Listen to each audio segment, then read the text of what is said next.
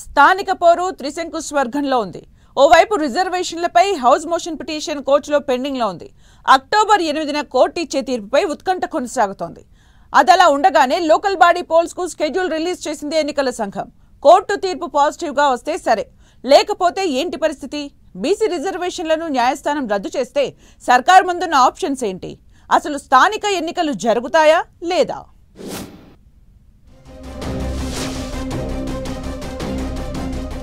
తెలంగాణలో లోకల్ పోరుపై suspense continue. Schedule release అయిన రిజర్వేషన్ల రచ్చతో ఉత్కంఠ. రిజర్వేషన్లపై అక్టోబర్ 8న హైకోర్టు తీర్పు ఎలా ఉండబోతోంది?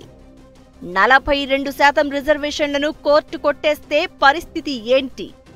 హైకోర్టు తీర్పును బట్టి లోకల్ ఫైట్ పై సర్కారు ఏం చేయనుంది?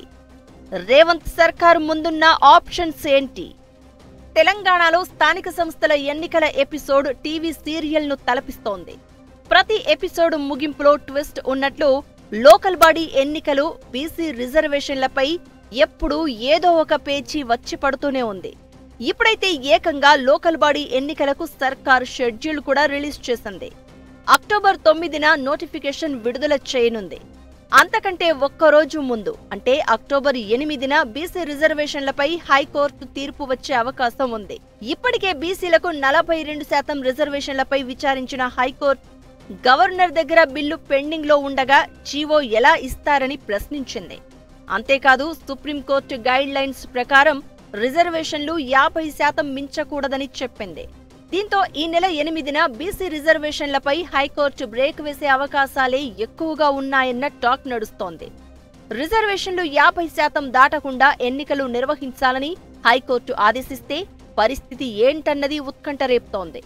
ఇప్పుడిదే అంశం ఇటు ఆశావహులను, అటు ప్రభుత్వాన్ని టెన్షన్ పెడుతోందట. బీసీలకు 42% రిజర్వేషన్లకు హైకోర్టు నో చెబితే లోకల్ బాడీ ఎన్నికలపై ప్రభుత్వం ఎలా ముందుకెళ్తుంది? సర్కారు ముందున్న ఆప్షన్స్ ఏంటన్న క్యూరియాసిటీ పెరుగుతోంది. బీసీ రిజర్వేషన్లను హైకోర్టు రద్దు చేస్తే ప్రభుత్వం ముందు 4 ఆప్షన్స్ ఉన్నాయని తెలుస్తోంది. వాటిలో ఒకటి హైకోర్టు ఆర్డర్స్ పై సుప్రీంకోర్టుకు వెళ్లడం, రెండోది గవర్నర్ దగ్గర పెండింగ్ లో ఉన్న బిల్లుకు ఆమోదం తీసుకోవడం, మూడోది ఎన్నికలను మరింత ఆలస్యం చేయడం, నాలుగోది పాత రిజర్వేషన్ల ప్రకారం ఎన్నికలు నిర్వహించడం. ఈ 4 ఆప్షన్లు ప్రభుత్వం ముందున్నాయి. అయితే సుప్రీంకోర్టు 50% క్యాప్ విధించిన నేపథ్యంలో పైకోర్టుకు వెళ్లే ఛాన్స్ తక్కువే. ఇక రెండో ఆప్షన్ గా బిల్లుకు గవర్నర్ ఆమోదం పొందడం. ఇప్పుడు మరోసారి చివరి అవకాశంగా బీజేపీని బీసీల ముందు దోషిగా నిలబెట్టే పొలిటికల్ గేమ్ ను రేవంత్ సర్కారు ఉపయోగించే అవకాశం ఉందట. ఇక ఎన్నికలను మరింత ఆలస్యం చేసే ఆప్షన్ ను కూడా ఎంచుకునే ఛాన్స్ లేకపోలేదు అంటున్నారు. అయితే ఇప్పటికే ఏడాదిన్నరగా పంచాయతీల్లో అధికారుల పాలన సాగుతోంది. దీంతో కేంద్రం నుంచి వచ్చే నిధులు పంచాయతీలకు రావడం లేదు.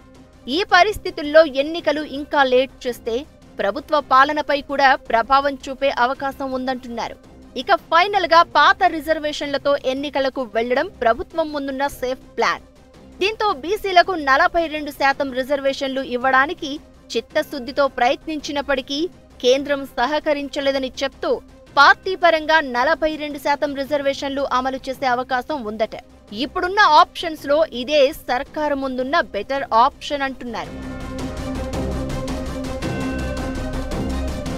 లాస్ట్ ఆప్షన్ ప్రకారం పాత రిజర్వేషన్లతో ఎన్నికలకు వెళ్తే గతంలో కేసీఆర్ సర్కారు ఇచ్చినట్లు బీసీలకు 23%, ఎస్సీలకు 18%, ఎస్టీలకు 9% రిజర్వేషన్లు ఇవ్వాలి. బీసీ సంక్షేమ శాఖ ఈ రిజర్వేషన్లను ఖరారు చేస్తే దీని ప్రకారంగా పంచాయతీరాజ్ శాఖ కొత్త రిజర్వేషన్లు అలాట్ చేయనుంది. అయితే ఇది ప్రభుత్వానికి మరో సవాలుగా మారనుంది. మొన్న ఇచ్చిన జీవో ప్రకారం బీసీలకు 42% సీట్లు ఇస్తూ ఇప్పటికే రిజర్వేషన్లు ప్రకటించారు.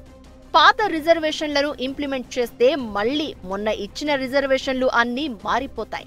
దీంతో ఇప్పటికే గ్రామాల్లో బెర్తుల కోసం పోటీ పడుతున్న ఆశావహులను ఇది మరింత కలవర పెడుతోందట. మొత్తానికి బీసీ రిజర్వేషన్ల తుట్టెను కదిల్చిన రేవంత్ సర్కార్ ఎలా సేఫ్ గా ల్యాండ్ చేస్తుందనే డైలమా అయితే కొనసాగుతోంది. ఇప్పటికే షెడ్యూల్ రిలీజ్ చేయడంతో ఎన్నికలకు వెళ్లడం తప్ప ప్రభుత్వం ముందు మరో మార్గం లేదన్న టాక్ వినిపిస్తోంది. ఒకవేళ ఎన్నికలకు వెళ్తే పాత రిజర్వేషన్లను ఇంప్లిమెంట్ చేస్తారా లేక కొత్తగా ఇంకేమైనా ప్రతిపాదనలు తెర మీదకు తెస్తారా అనేది వేచి చూడాలి.